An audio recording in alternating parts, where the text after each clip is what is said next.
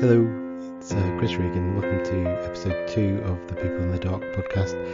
This episode is with Christina Alagaratnam, who is a playwright and also a podcaster.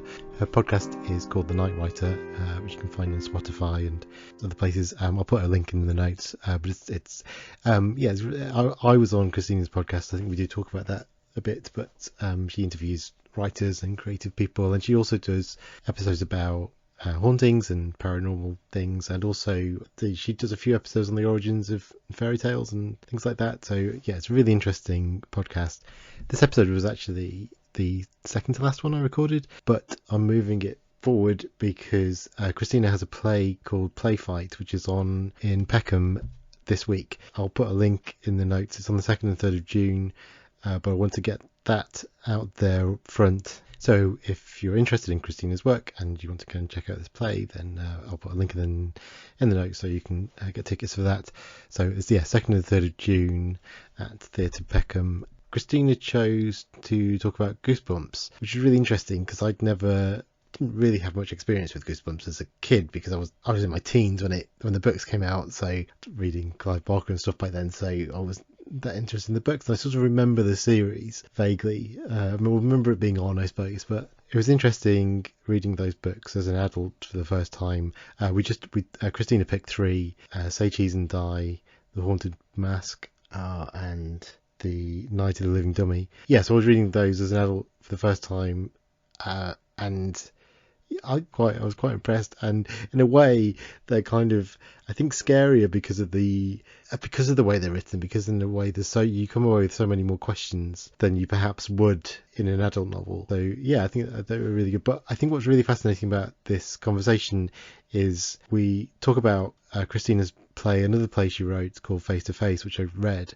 We talk about it in the episode, but it's about a woman confronting the guy who killed her dad. What was really interesting was when we started, I thought there's no way we can, because I always try and find links between the thing that the guest has chosen to talk about and their own work, and sometimes that can feel a bit forced, or sometimes there's just not a link there, and sometimes it's more about their kind of general interest in horror rather than that specific thing. So in this episode it really neatly linked together in a way that was I was quite pleased with. So that happens. Anyway, here's the episode. So Goosebumps, do you remember your kind of introduction to it as a thing? Yeah, I remember really well. I was about 7 and I just started year 3. So this was like 1999, 2000. And my best friend told me about these books, and she knows that I like some scary things. Because I was watching that other show, that Are You Afraid of the Dark, when I was like 4. Right, yeah. Mm-hmm. I had older cousins who watch Nickelodeon, and I was around them, and my parents didn't care what I was to watch those days. So, right. Yeah, so I like that kind of stuff.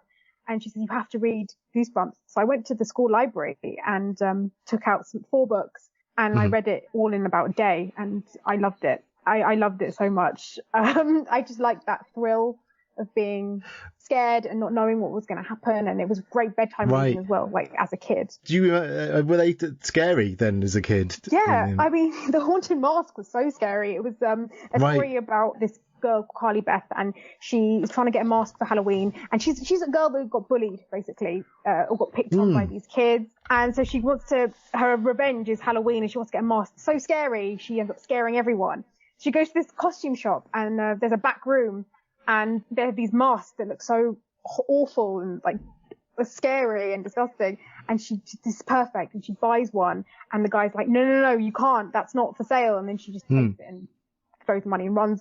But what happens is, if you put it on 3 times or tries it on, it literally gets stuck to your face. And the backstory behind that was the guy wanted to just make these proper nice faces for people to wear, but something went wrong, and it just turned into this like really horrible faces, and then it just turns into this whole thing, and she does end up scaring it, but it's like it gets stuck and she can't get it off, and then it's one of those things I just thought, oh my god, this is so cool.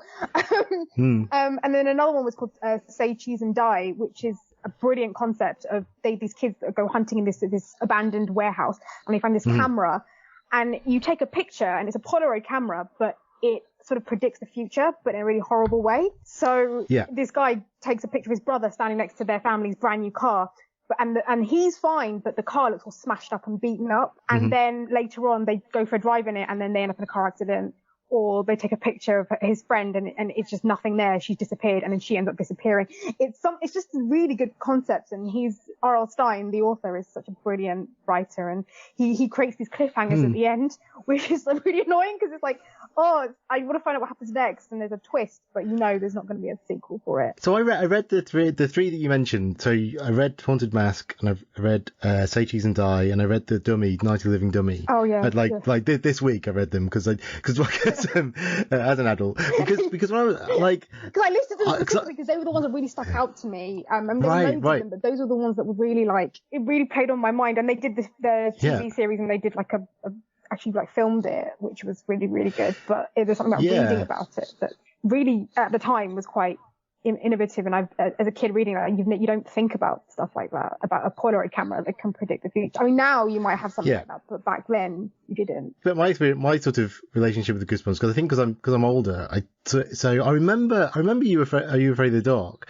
And I remember that, I must have been 94, so I think is that mid-90s. Yeah, I think it started 91, but then it continued for so many seasons, because there was one kid, I think Tucker was his name. He was there for years, and he eventually led the Midnight Society. And those people that don't know Afraid of the Dark don't know what we're talking about, but it was this campfire thing, and these kids gathered around the campfire, and they'd tell scary stories, and then you'd see the story played out as they tell it. And usually it has a moral message, and they're always same characters that were sometimes recycled as well in different stories. But there was this one story in that it's a girl with green eyes, and that actually gave me nightmares for a long time, but I couldn't stop watching it. I every time that episode came up, I loved it. What happened in that one? It was basically these two kids, and actually this had the actor Hayden Christensen in it, who ended up. Oh no way! Skywalker. This particular episode, because he's Canadian. I think it's a Canadian show. They're snowboarding, and they had a friend who went missing in a cabin, and so they go to this cabin, and basically the girl was taken over by the spirit called the Umbra or something, but it basically took her body as a younger self, but it had green eyes, and if you look in the eyes, you end up turning really old. And they found her really old. It's so weird to watch as a kid, because usually now I'd think, my little cousin's watching this, that's inappropriate. But I was like, yeah. And we would play in the playground with my friends, and it's like, wow.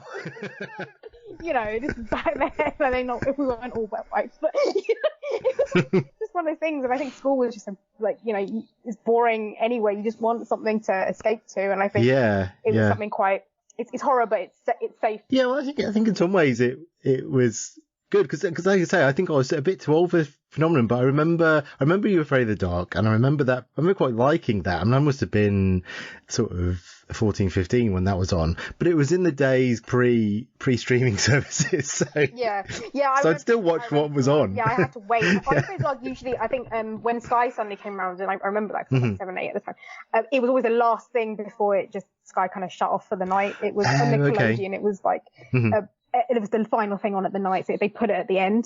But I would always wait, and my parents didn't care. If my family were having a movie night, they would shove me up in the other room with that, and they would they were fine, because they were used to me watching horror stuff, and I think I watched Cujo when I was 10, so it was oh god. I know, yeah, but it was But I think it was different things were different though, and I think when I was a kid, my equivalent, I suppose, was watching episodes of the Twilight Zone, not the old Twilight Zone. They kind of remade the Twilight Zone in the 80s, and I remember watching that when I was too young, and that was really scary.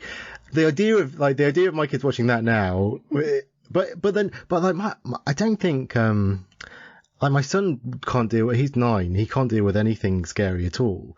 And it was funny. I was reading The Haunted Mask the other day, and he came in, and he was like, "Oh, I've read that," and I was like, "Well, I didn't think you read scary stuff." And he was like, "Oh no, I've read that one." And I was like, "Oh, okay." So maybe secretly is into it. I'm not sure.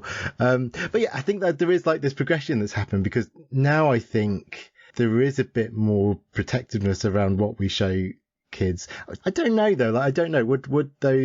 Is there an equivalent horror show for kids on now? I don't actually know. I think my cousin watched it. It's on Netflix on Creeped Out, and it does look okay, kind of right, scary. But okay. I mean, I was watching it, and it's scary like for nowadays, but it's like I was saying it's like nothing compared to what was on. Yeah. Like, I mean, Are You Afraid of the Dark was even the intro of that was with the candles and the creepy music. It was just one of those things. Yeah, no, definitely. I mean, I can't remember any specific episodes. I can just remember that being on, and I can remember the Goosebumps show. I think that was how I found out before the books, because again, like the books I suppose came out in the mid-90s, and so by then I would sort of, I guess I was reading, I mean, I think I've established this on a previous episode that I was a bit of a snob, like a horror snob when I was little.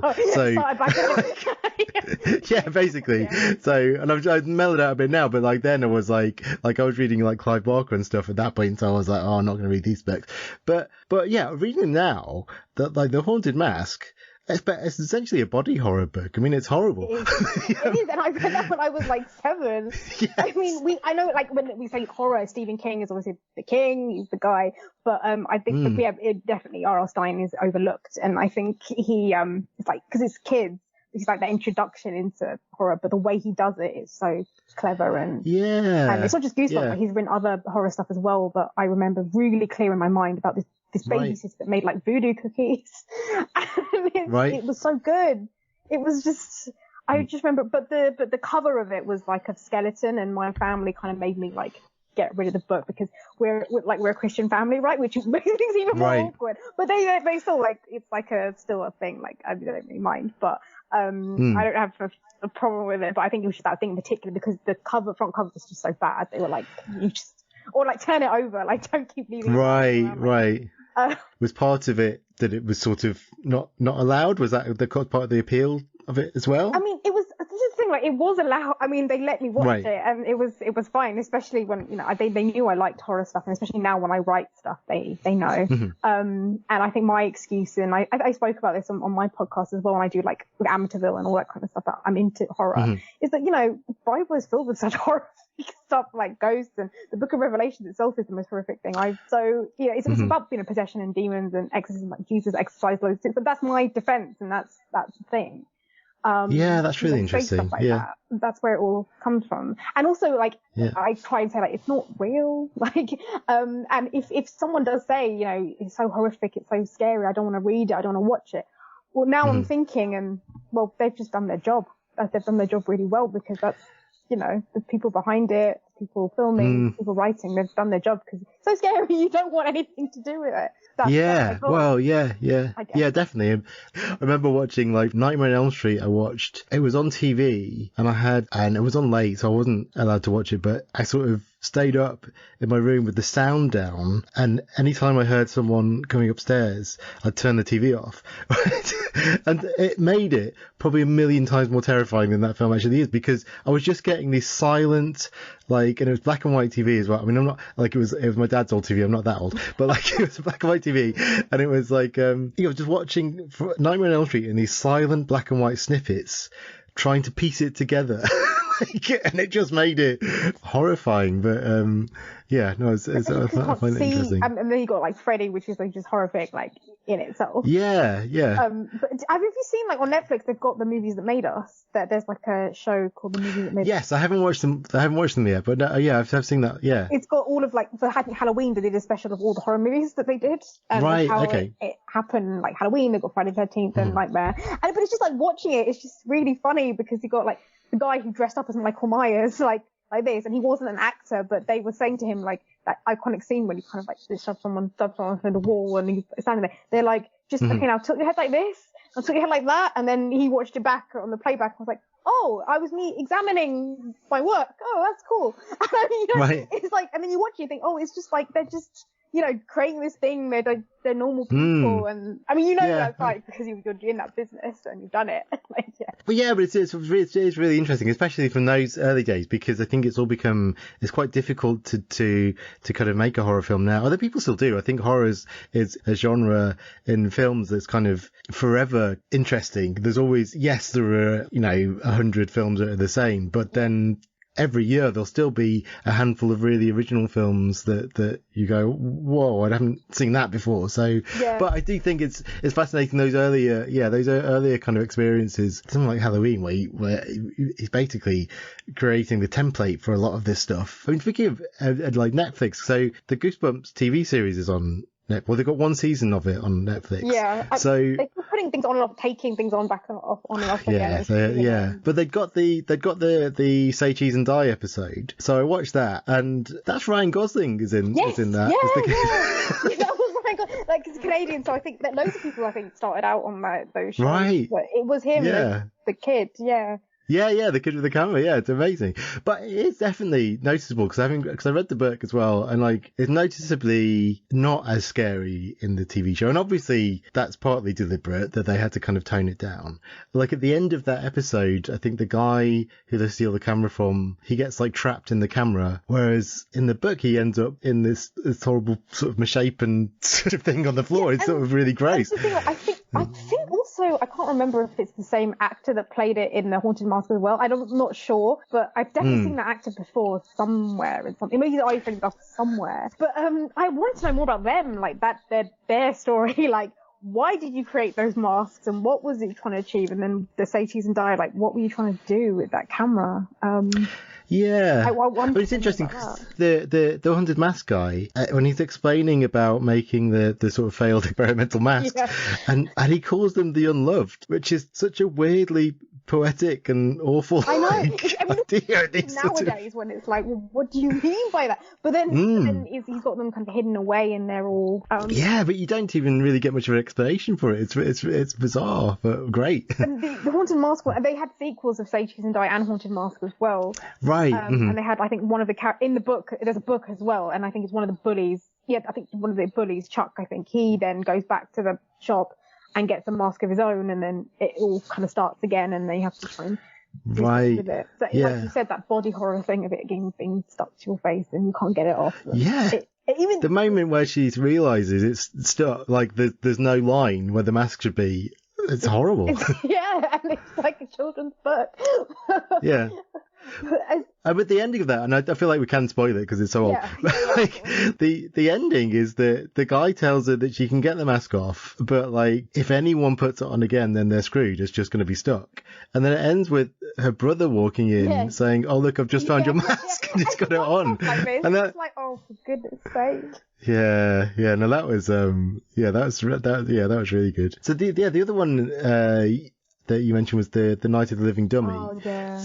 I really like that. I don't know what Slappy his name is, and he became like an iconic Goosebumps thing. Well, yeah. So everything I've seen, because I haven't seen the movie either, but like I sort of gather the dummy sort of has become like almost representative. He's almost like the mascot of the whole series. A bit like like Chucky, but not like his backstory. I think it was that he was built by a toy maker who used coffin wood to make him.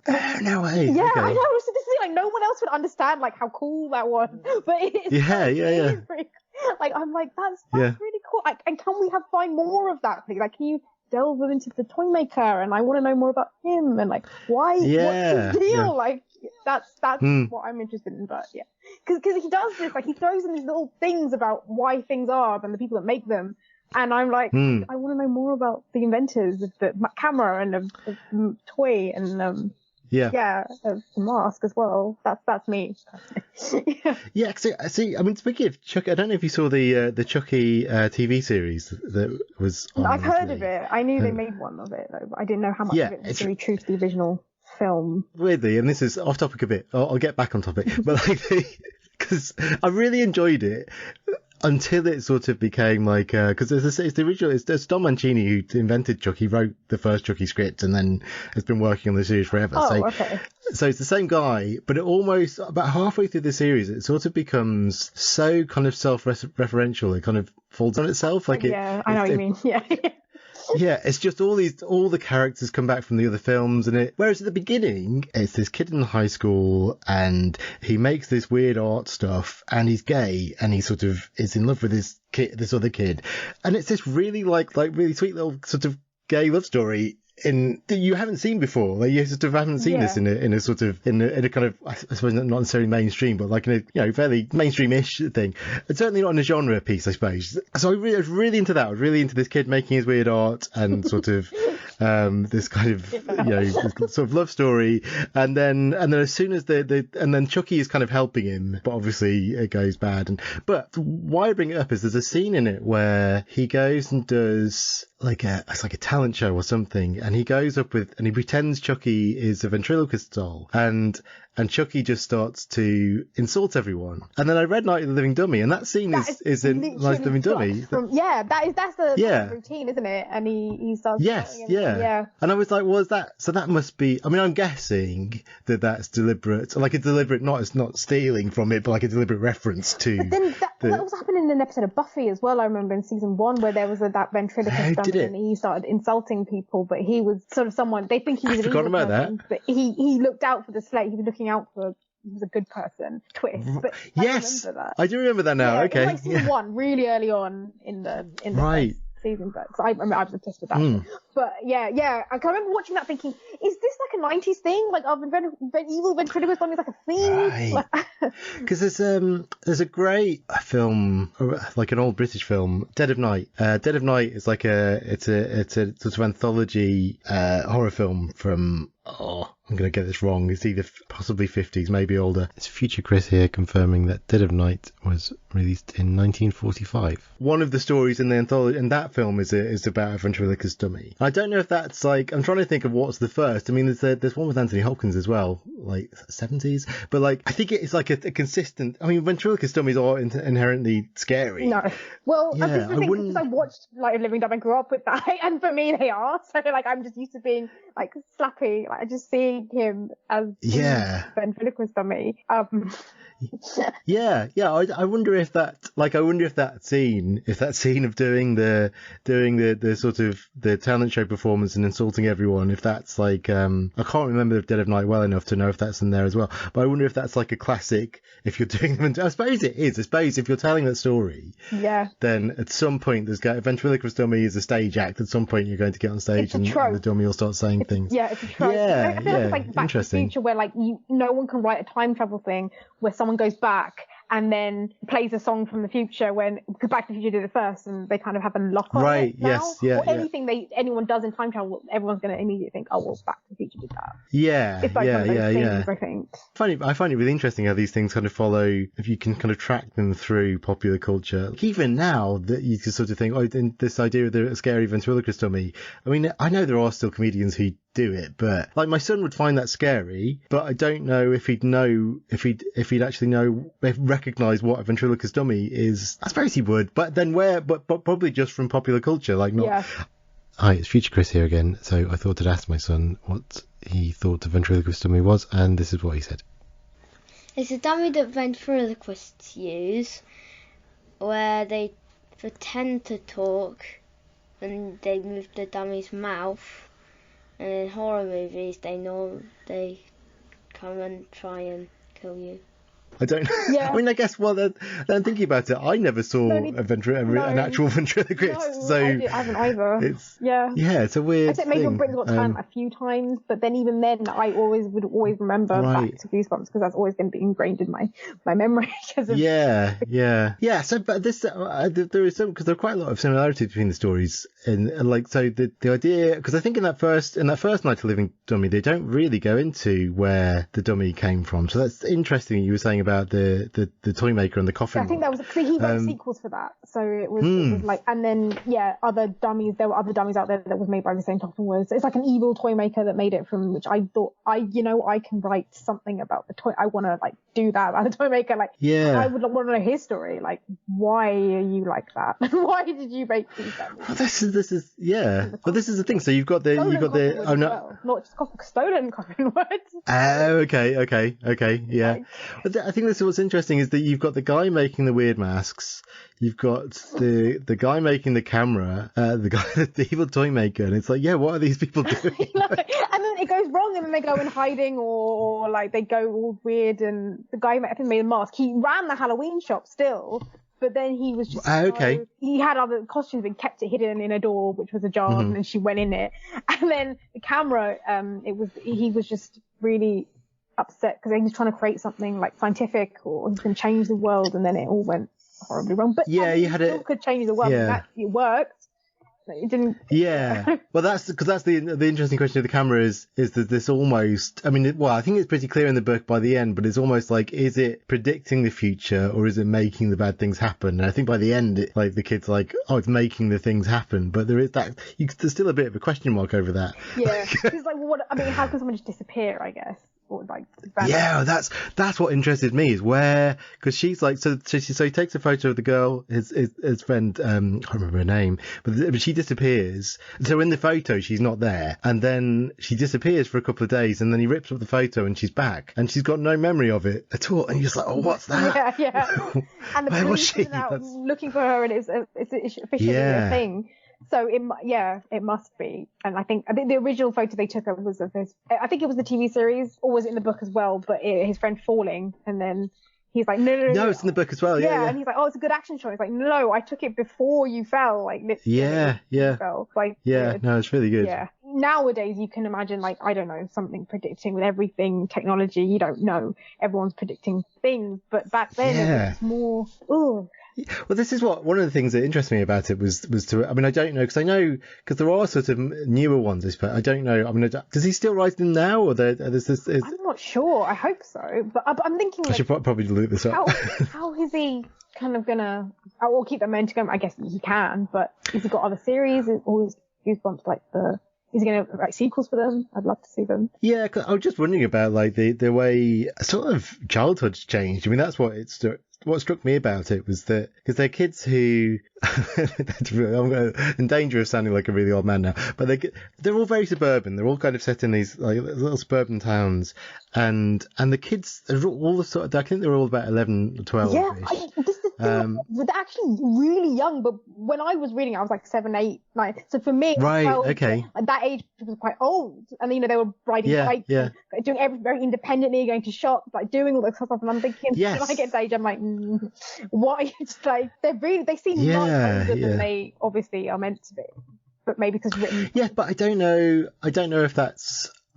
But then maybe they were back in the day. I don't know, in America, suburban America, like riding bikes. I think probably 11, 12 kids do go out on their own. It just seems like looking back and thinking, there's a sort of sense of this. I think this is what's interesting about it, about them being set in this kind of, it's similar to Halloween in a way, that they are set in what seem to be these very safe places where the kids are allowed to just kind of do what they want, and to the point that they're breaking into places like climbing in skips, doing all this stuff that kids do, and that's sort of okay. But it's this kind of horror that comes out of, I guess it's finding that horror in suburbia, finding that horror in this kind of very normal, safe place, and it's because they're all about finding these kind of artifacts, these strange things that don't belong there in a way. I think interesting. That's also was a thing that I think made it really fun to play in the playground, because in school we could just, for an hour at lunchtime, we would just like switch off and like pretend we were those kids going into like finding these things and going into these places, and then it was like imagination,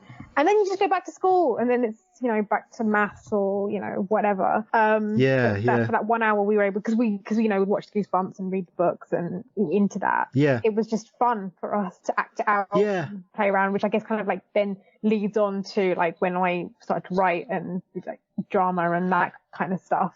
It was just that kind of, I think you kind of put yourself in those people's, but they're doing it and it's real, but for us it's just like 10. I think this is one of the things that I always liked about horror, and I still like about horror now, is that most of them are these stories that are set in the real world, and it's people and places and situations that you recognise, but then there's a tiny element that's off. But it's basically kind of magic or fantastical, like it's evil. But a lot of the time, like you think about, even with sort of Freddy Krueger or Michael Myers not dying, there's something never like Yeah, but there's something a little bit magical about it. Like in it, the way it's presented is sort of like horrible.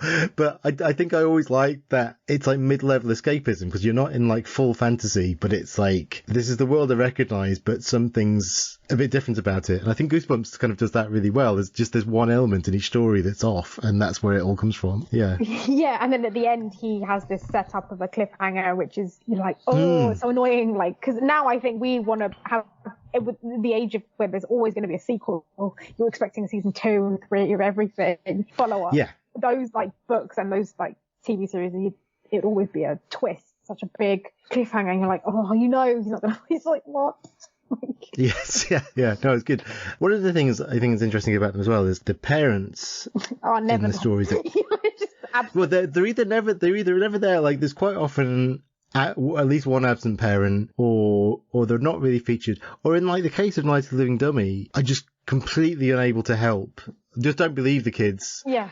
And I think that must, and again, I'm projecting, so I can't remember. I didn't read them as a kid, but like that must be quite horrifying to read as a kid. This idea that normally as a kid, you're like, well, if something bad happens, I'll tell my mum and dad. But if these books are like, mum and dad aren't going to help like, at all. And it gets even worse in one of the books, Goosebumps books, called Stay Out of the Basement, where the dad ends up getting like possessed by one of these plants. He has in the basement, he's growing these plants, and there's this thing there that's like, so that's scary in itself when the parent of the situation is a bit yeah. And even with Say Cheese and Die, it's like you have proof that things can happen. Not that you want to show them, but you have literal proof of the car that's smashed, and then you're in that. But then they like write it off as like, oh, it's a coincidence. But I guess that's just typical like horror teen, like especially back in those days. Like maybe he was trying to show like kids that can't relate to their parents, or you have to handle it by yourself and deal with it. Yeah. But it's always the same, isn't it? With all these shows that like parents just never believe the kids. That's the thing, and I think quite a few times the characters mention it. They go, well, there's no point telling my mum and dad because they're not going to believe this. But I think that's what really. Well, obviously it's a device as well, because if every kid in those stories could go to the mum and dad and say, this is happening, can you stop it? Then it becomes a different story. It becomes a story for adults. Kind of go, okay, right, well now we'll sort this out. The adults are involved. But there are some in there where the parents are a part of it. Like there's this one Goosebumps book called Vampire Breath, where these two kids are left at home alone. The parents go out and they find this place under their house, and there's a vampire in a coffin.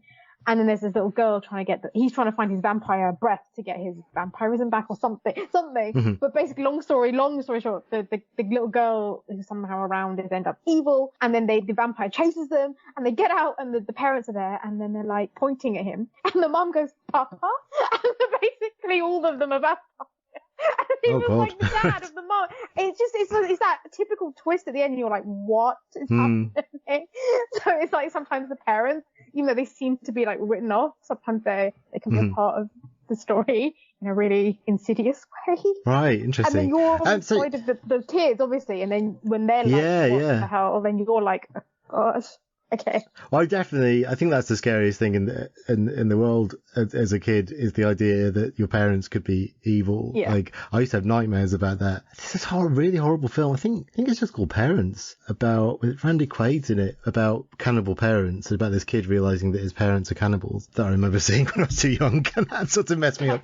But you've kind of alluded to it a couple of times. Can you see were the Goosebumps books like a direct kind of influence on your writing, do you think? Yeah, because that was the first time I really enjoyed reading and then getting immersed in that world, and then with that came the imagination of playing, and then with playing it was like, I have to get this out, because I'd create my own versions and my own stories, like kind of fan fiction-y. And then when it came to writing and in class, I'd want to write about this, that, and the other, and the teachers didn't seem to be too concerned. We didn't go dark, but it was like mystery and scary, and because I was able to get something out of that. And I feel like even now with my writing, I feel like, everyone always says like, write comic or comedy or romance. I'm like, well, it's been done to death. And, romance is great. Like I would, but in that, if I was going to write romance, I'd have to like explore the characters' like trauma, or they're all human. So it have to be like dark, like their humanity and what makes them, everyone has a dark side. So I want to explore that. I know it's not really romantic, but it makes them real.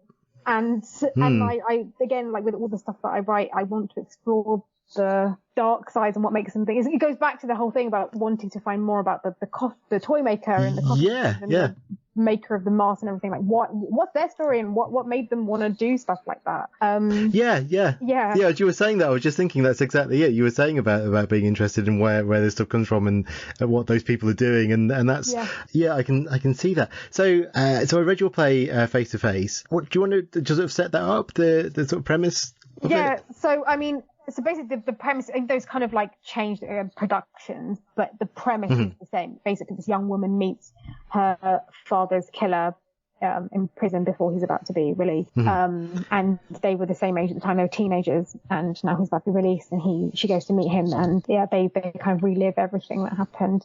I was quite fascinated by that. I mean, it's a really complicated, like in a good way, complex, I suppose. In it, like there's so much going on in that dynamic, and I don't want to sort of give too much away, but I guess one of the things I was interested in was I felt towards the end, no, not towards it. I'm trying to really dance around that show went on to Brighton and Camden Fringe, and we got like 4-star reviews. And the end, I was watching. That was actually, I'll be honest with you, that was a first draft. Right. That was the first draft. Right. So I didn't really have time to kind of like redo it. I kind of sent it off, and then the director like took it and ran with it, and which is great. But then I was kind of sitting there watching it, especially the end, thinking I need to cut this. I needed to cut that in monologue. I needed to do it because I felt it too cheesy. I wasn't. It wasn't necessarily that. It was what I was trying to get at was whether there was a deliberate ambiguity over who the antagonist was in the play, because there's a point where she can, after the guy's released, and she confronts him kind of outside in the world. And it almost starts to feel a bit like that I mean, obviously she's had the awful thing done to her family. She's a bit too judgmental on him. She just didn't let him go. It's interesting that you mentioned that, because that was something that when I moved, the director, a friend of mine who I've known since the beginning of my career, he read it and was like, I want to direct this play. And then was like, now what we're doing is kind of making them on an even keel, because he's like, immediately the audience just hates Scott. The character Scott, you've just kind of set that up for them. We need to see more of who he is, why he did his story, and also Emma's just too judgmental towards him. You need to balance them out. So that's what I'm kind of doing at the moment. Well, I can definitely see that. So it's kind of I didn't.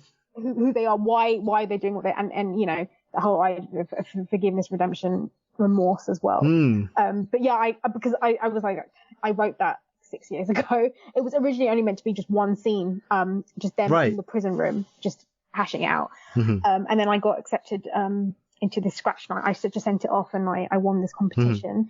And they showed it. They hired 2 actors and the director, who then took it on to the Fringe. And then the audience had said they really wanted to see more of it. So I kind of expanded it out into a 2-hander.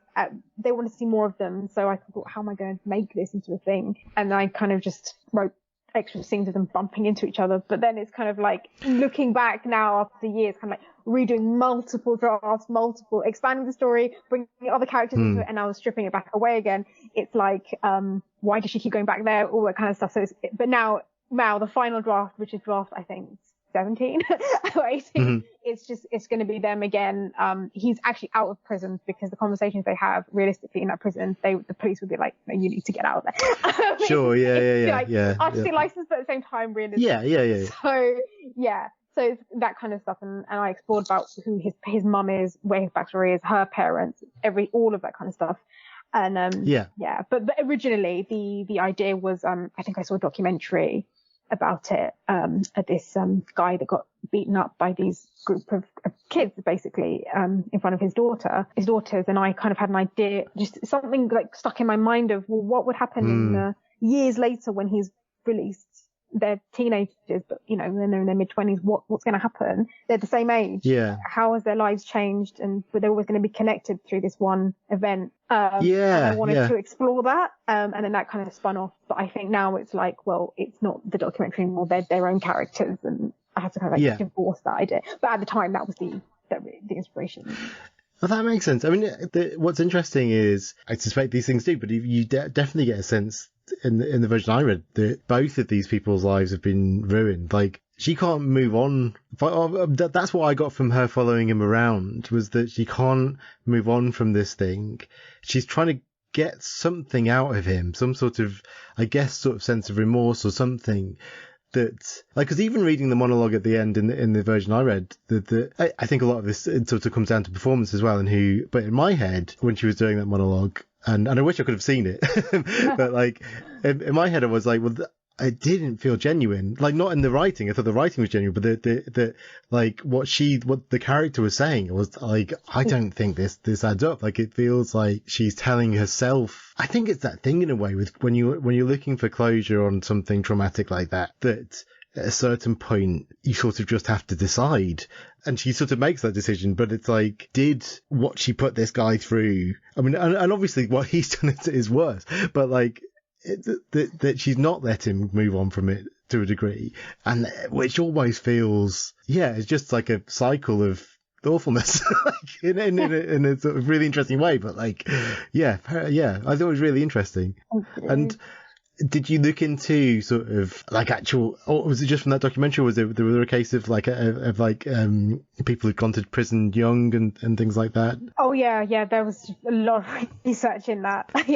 All the way through up, and then even beyond that, we kind of made sure to do a lot of, because then it's like, well, what are you exploring? And if you're going to explore more of Scott, you have to get into his head and what he's been through. And so now it's basically like he's been through a lot. So the current version, which hopefully you can see, is which I'm writing at the moment, is he's been through it. And what the director told me, my friend Josh, is basically like, don't hold back, because what you do is you set things up and you're about to punch, and then you just drop, and it's like, everyone's like, all right then.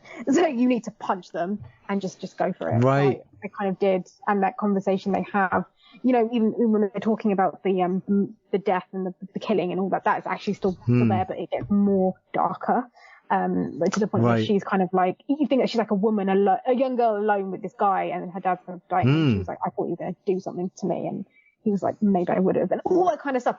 And that's why then he said, Josh was like, you need to get this out of the prison, because there's no way they'd have that conversation in the prison. Like the guards would be like, just get out of there now. Realistically, so it goes pretty dark.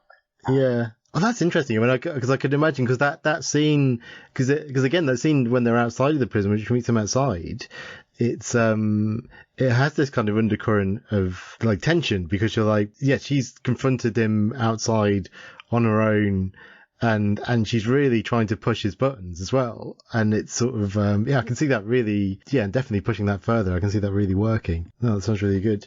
Did you find when it was performed, was it did you have much involvement in that process, or not in that process, the script that you read and that went to the Fringe festivals? I actually I didn't really go to rehearsals. I first saw it for the first time on the opening of Brighton Fringe, which was June 2nd, 2018. I remember that because my birthday's my 3rd, so it was a nice birthday weekend.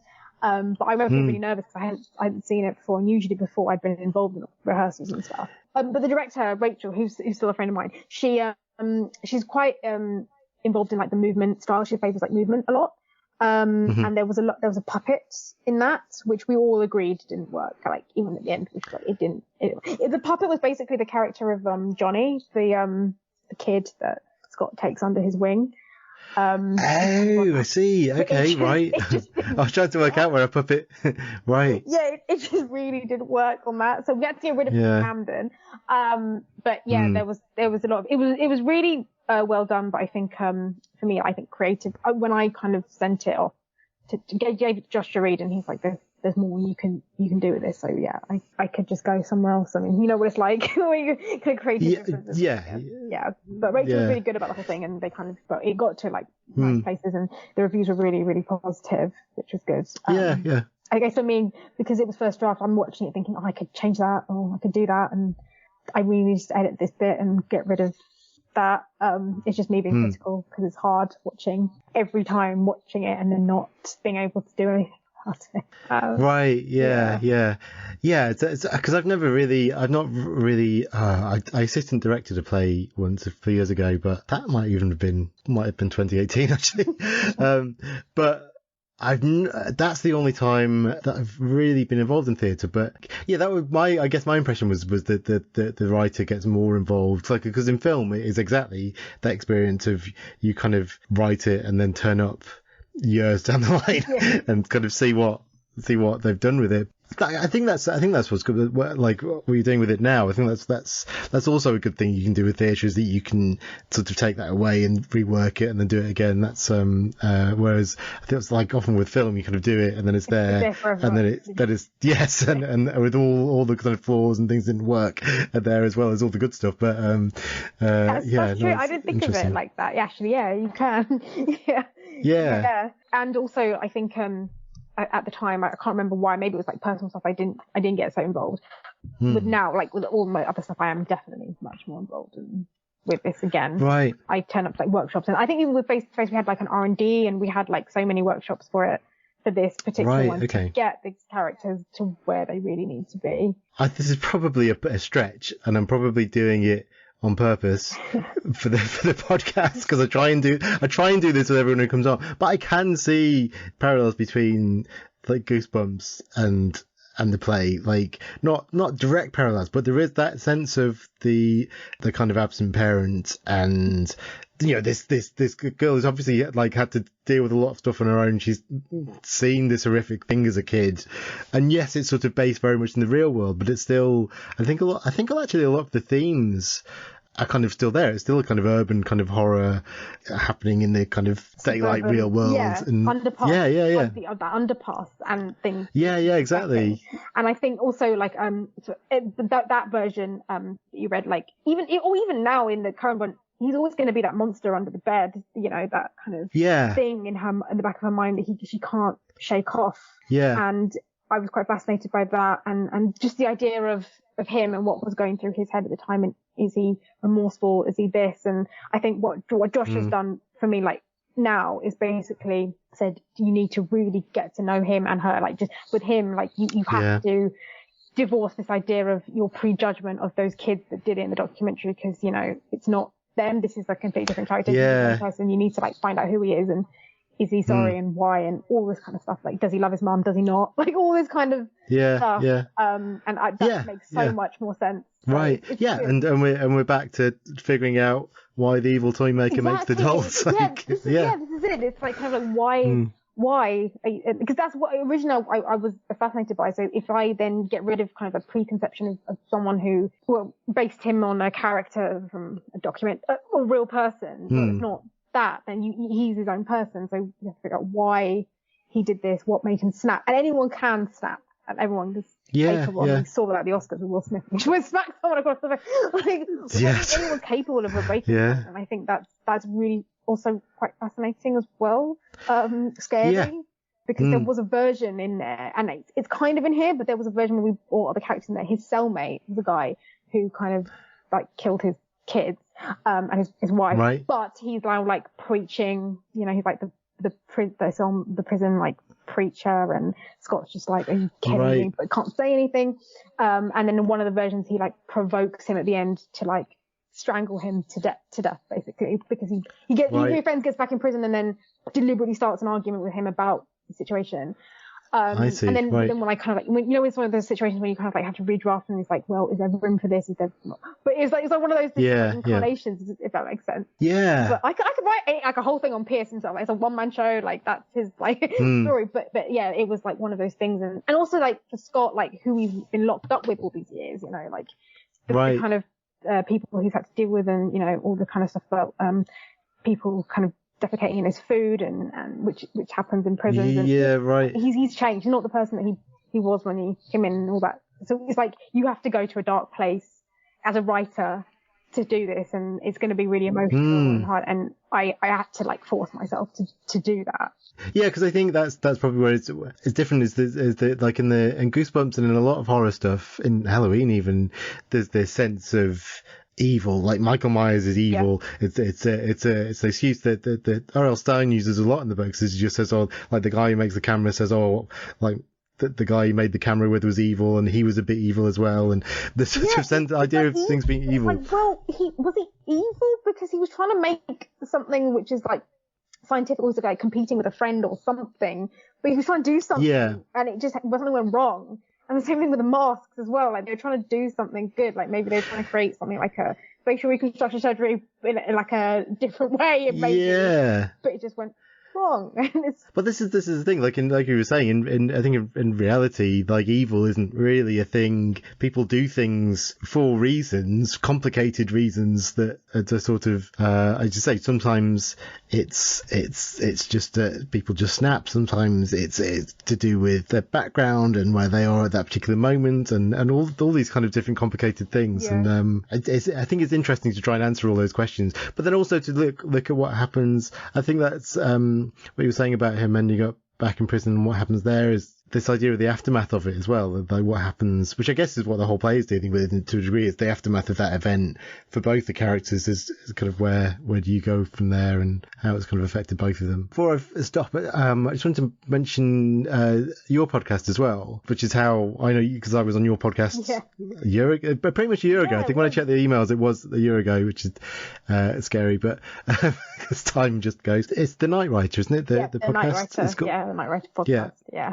Do you still write at night? I do. Yep, I'm an insomniac. I still write all my best stuff at night. Oh, wow. I just love it. I just find that it's really nice to tap into that when the rest of the world is asleep. I get so much inspiration from it. In the dark, you can just switch off. There's no distraction. Not that there's anything like just during the day. Even if I have to write during the day, I actually literally close my curtains here and I just try and get some kind of shut out and do it.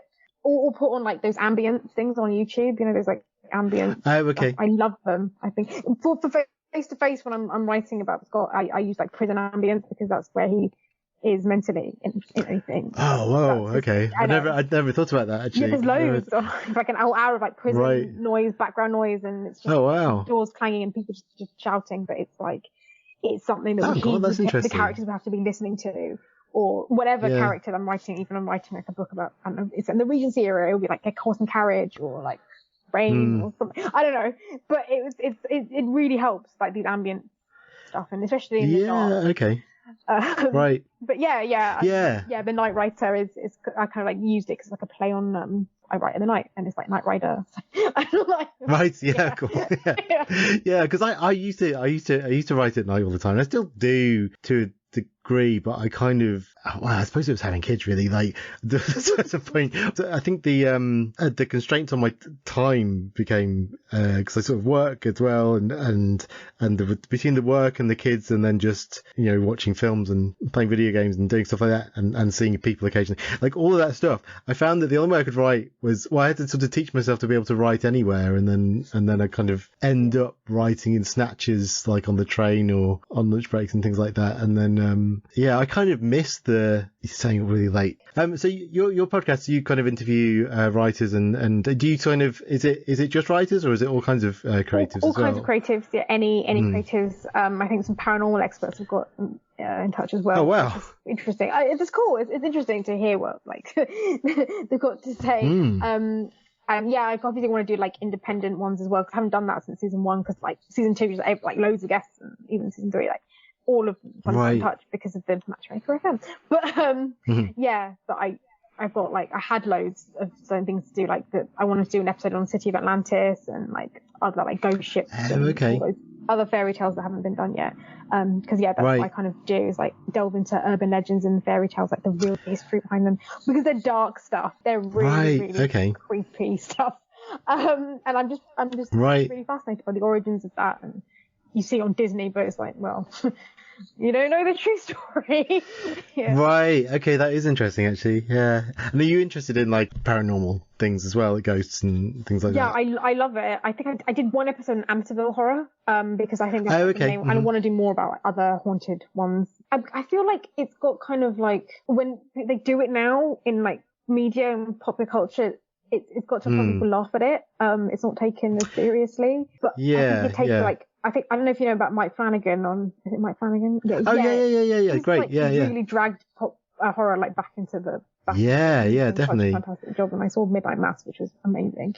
Fantastic. One of the best endings I've ever seen in a TV show. Very sure. Yeah, it was great. Yeah, and that I was just that guy, the priest, I thought was amazing. The actor who played him was so good. Yeah. Like, he was so compelling. Like, whenever he was on screen, it was just like, oh yeah, whatever he's saying, yeah. Yeah.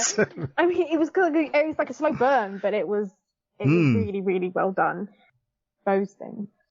What are you working on next? Are you working as well as you're redoing Face to Face? Have you got anything else on the go? Yeah, so a play that I've written called A Playwright. It was shown at Deptford Town Hall like at the end of November, but we're going to the Peckham Fringe Festival.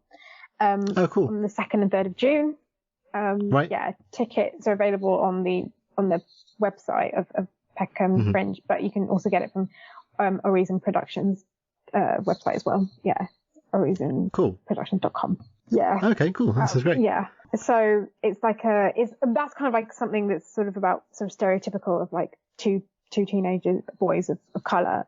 It's quite sinister, like, and then something happens and they kind of get picked on, and then it kind of shows their spiral from there. I was committed. That's my first commission to write. So yeah. Oh wow. Okay. Cool. Okay. Yeah, and just carrying on writing other stuff. So, where's the best place to find your stuff online? So yeah, all things can be found on my website, which is christiesnotebook.com. Cool. Which is, everything's on there. So that was Christina Alagaratnam talking about Goosebumps and her play Face to Face. I'll put links to Christina's website and her social media and everything in the show notes. I definitely recommend checking out the Night Writer podcast. It's similar to this podcast in format, but Christina has some really interesting guests on there, and as I say, she talks about all these other things as well. And also just a reminder that Christina's play is on in Peckham on 2nd and 3rd of June.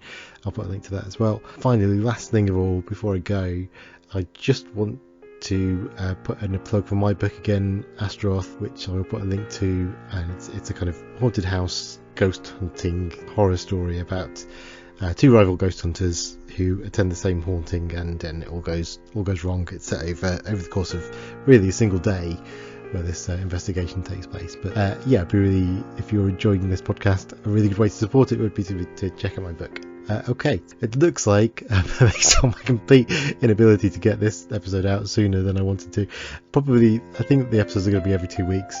I do, however, have another podcast out as well, which is more of a comedy. Is it comedy?